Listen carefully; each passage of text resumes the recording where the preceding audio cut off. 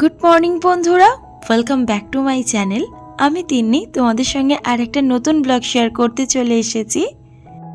আশা করি তোমরা যে যেখান থেকে আমার এই ব্লগটা দেখছো তোমরা সবাই খুব ভালো আছো আর খুব সুস্থ আছো।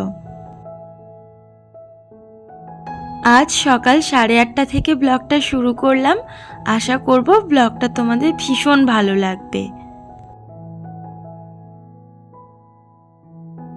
অনেক সকাল সকাল ঘুম থেকে উঠেছি। উঠে প্রথমেই ঠাকুরকে পুজো করেছি, তারপর পরিয়েছি, তারপর পড়ানোর ঘরটা পরিষ্কার করে নিয়েছি। তারপরেই কিন্তু এসেছি রান্নাঘরে। একদম সকাল থেকে ব্লগটা শুরু করতে পারিনি, ওই সময়টা খুব তাড়াতাড়ি থাকে কেন বাচ্চাগুলো সব পড়তে চলে আসে। ওরা চলে যাওয়ার পরেই কিন্তু আমি সবসময় ব্লগটা শুরু করি। তার আগেও অনেক কাজ আমি কিন্তু সেরে ফেলি। মিষ্টি জিনিস পুরোপুরি অ্যাভয়েড করছি, সেই জন্য দুধ চা একদমই খাচ্ছি না, সেই কারণেই লিকার চা খাচ্ছি। এখানে তো ভীষণ গরম পড়ে গেছে, রান্নাঘরে কোনো রকম কাজ করা যাচ্ছে না। আর যত বেলা বাড়ছে তত গরমের পরিমাণটাও বাড়তে থাকছে। ভোরবেলা উঠে রান্না করতে পারলে তবে ঠিক হয়, কিন্তু কত ভোরেই বা ওঠা যায়। এমনি রাত্রিরে শুতে শুতে 12:30 1টা বেজে যায়, তারপর বেশি ভোরেও ঘুম থেকে ওঠা যায় না। এমনিতেই 6টায় ঘুম থেকে উঠি, তারপরেই সব পড়তে চলে আসে। আর এমনিও রাত্রে ঘুমোতে ঘুমোতে 12:30 1টা বেজে যায়, তো তারপরে আর ভোরে ওঠাটা সম্ভব হয়ে ওঠে না। আজ আর বেশি কিছু রান্না করছি না, মাছের মাথা দিয়ে মুগের ডাল করছি, কিন্তু পেঁয়াজ ছাড়া। একটু আদা জিরে বাটা আর গরম মশলা ঘি দিয়ে, এটা কিন্তু খুব ভালো খেতে হয়। আর করছি মাশরুমের তরকারি, মাশরুম ভাজা আর আলু ভাজা। আর আমি এখন সমস্ত কাজ সেরে নিয়েছি আর একটু বেলের শরবত করছি। তোমাদের দাদা এটা খেয়েই অফিস বেরিয়ে যাবে।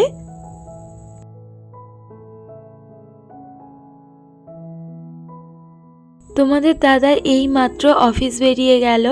আর অফিস বেরিয়ে যাওয়ার আগে পর্যন্ত আমাকে ভীষণ তাড়াহুড়ো করে কাজ করতে হয়। সময়ের সাথে তাল মিলিয়ে কাজ না করলেই একদম দেরি হয়ে যাবে।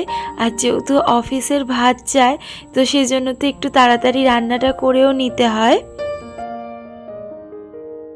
এই জন্যই কিন্তু আগে আমাকে রান্না করতে হয়, তারপর ঘরদোর গুছানোর কাজগুলো করে নিতে হয়।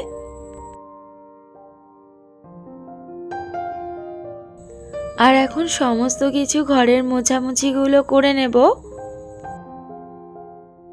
কাজ করতে যদিও ভালো লাগছে না, গরমে মনে হচ্ছে চুপচাপ বসে থাকি।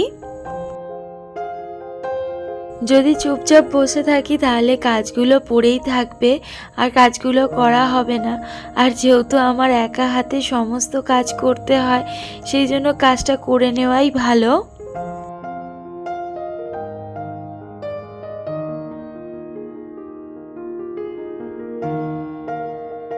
আজ অনেকগুলো জামা কাপড় কাচা পড়েছে, তবে সবগুলো কাচবো না, কেন গরমে এখন আর ভালো লাগছে না এতগুলো জামা কাপড় কাচতে।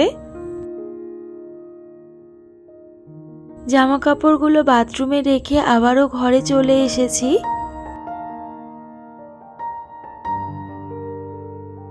মাঝখানে 2টো দিন শরীর ভীষণ খারাপ ছিল, সেই জন্য ঘরে সেভাবে পরিষ্কার করতে পারিনি। 2 দিন পরিষ্কার করিনি, তাতেই ঘরের অবস্থা ভীষণ খারাপ। তবে প্রত্যেক দিন ঝাঁটও দেওয়া হয়েছে আর মোছাও হয়েছে, তারপরেও দেখো একটু বেশি ভালো করে পরিষ্কার না করলেই ঘরের আনাচে কানাচে ভীষণ নোংরা জন্মে যায়।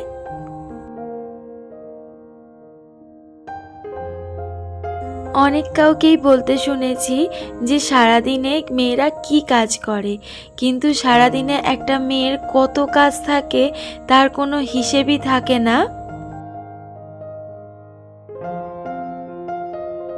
জুতো সেলাই থেকে চণ্ডীপাঠ পর্যন্ত সমস্ত কিছু মেয়েদের একা হাতে সামাল দিতে হয়।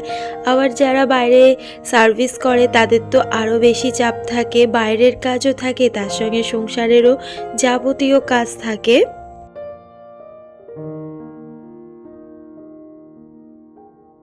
এত কাজ করবার পরেও কিন্তু মেয়েদেরকে শুনতে হয় সংসারে কি এমন সারাদিন কাজ করো, ওই তো একটু খুন্তি নাড়ো আর দুটো রান্না করো।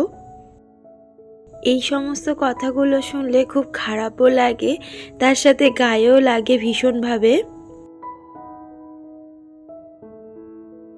এখন আর শীতকালের মতো বাইরে বসে জামাকাপড় কাচা যাচ্ছে না, বাথরুমের ভেতরেই জামাকাপড়গুলো কেচে নিতে হচ্ছে।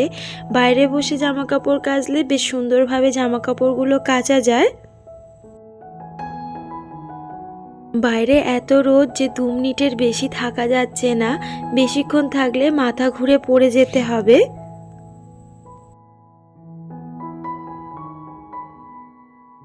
আজ একটু ভাবলাম যে বাথরুমে একটু ব্লিচিং দিয়ে পরিষ্কার করে দিই।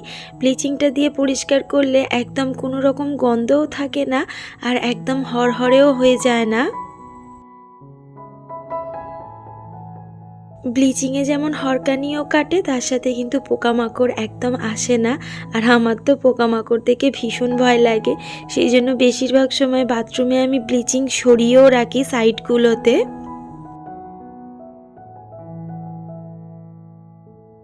আমি একদিন ছাড়াই কিন্তু বাথরুমের বালতি, মগ এগুলোকে মেজে দিই। এগুলো মেজে দিলে একদম জলের আয়রনটা পড়ে না।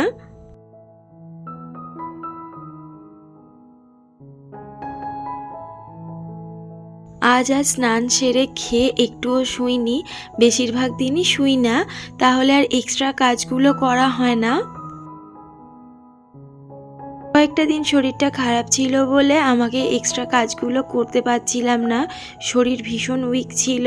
আর আজ হাতে একটু সময় আছে দুপুরটা, তো সেই জন্য এক্সট্রা কাজগুলো আজকেই সেরে নেব। শীতের জিনিসপত্রগুলো অনেক দিন আগেই কেচে দিয়েছি, কিন্তু সেইভাবে গোছানো হয়নি, তো আজকের গুছিয়ে একদম আলমারিতে তুলে দেব।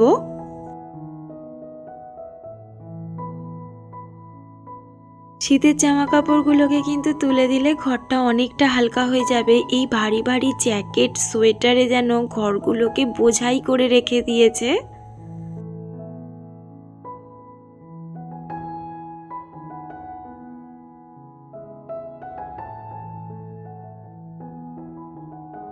আর এই যে কাঠের আলমারিটা দেখছো, এই আলমারিতেই কিন্তু আমি শীতের সমস্ত জামা কাপড়গুলোকে রেখে দিই।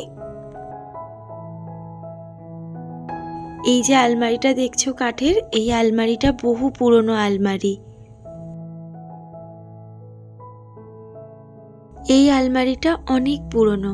এই আলমারিটা আমার দিদি শাশুড়ির শাশুড়ির আলমারি, মানে নায়েব দাদুর ছেলের বইয়ের আলমারি।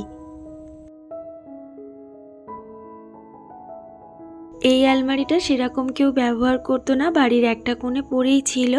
বিয়ের পর আমার ভীষণ পছন্দ হয়, তো তারপর থেকে আমি এই আলমারিটার মধ্যে শীতের জামা কাপড় সমস্ত গুছিয়ে রাখি। আর সমস্ত কাজ করতে করতে এখন অনেকটা বিকেল হয়ে গেছে, একদম আর বসিনি। আর সমস্ত জামা কাপড়গুলোকে এখন তুলে নিলাম, তবে হালকা ছ্যাঁক করছে এখনও। আর এই র্যাকটাতে আমি তোমাদের দাদার জামা কাপড়গুলোকে ঝুলিয়ে দেব। এখানে দিলে হালকা হাওয়াতে কিন্তু জামা কাপড়গুলো শুকনো হয়ে যাবে।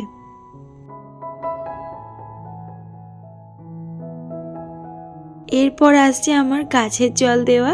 তো পরপর কিন্তু কাজ আমি করতেই থাকি, সেই রকম বসবার খুব একটা সুযোগ পাই না।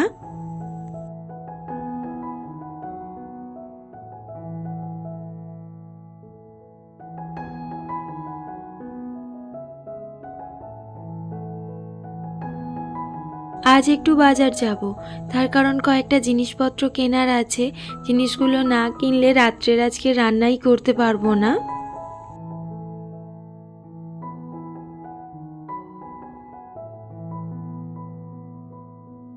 একা একা বেরোতে ভীষণ বিরক্ত লাগে, সেজন্য 3 বন্ধু মিলে আজকের আমরা বেরিয়ে পড়েছি। ওদেরও কিছু কাজ আছে, সেই সমস্ত কাজগুলো ওরা করে নেবে, আর তার সঙ্গে আমার যা যা কেনাকাটি করবার আছে সেগুলো আমিও করে নেব।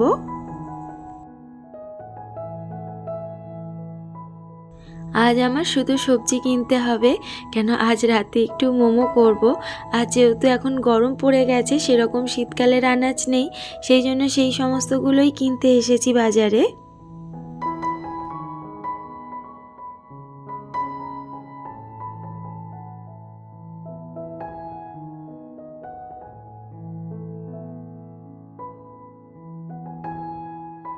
এখন অনেকটা সন্ধে হয়ে গেছে, আর বাড়ি এসেই প্রথমে সন্ধেটা দিয়ে নিলাম।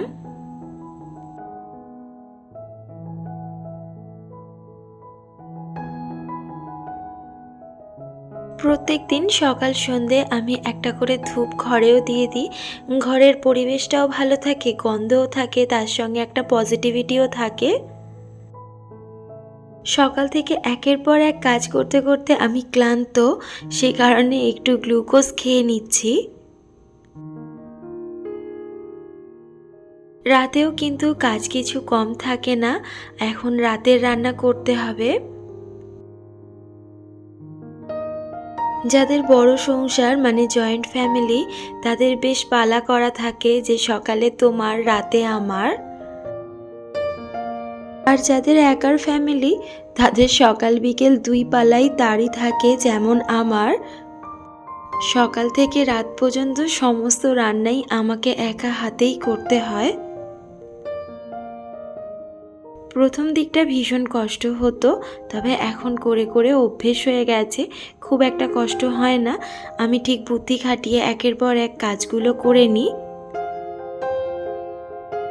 একার সংসারে একটু বুদ্ধি খাটিয়ে কাজ করতে হয়, নাহলে ভীষণই সমস্যা, কাজ এলোমেলো হয়ে যায় ভীষণভাবে।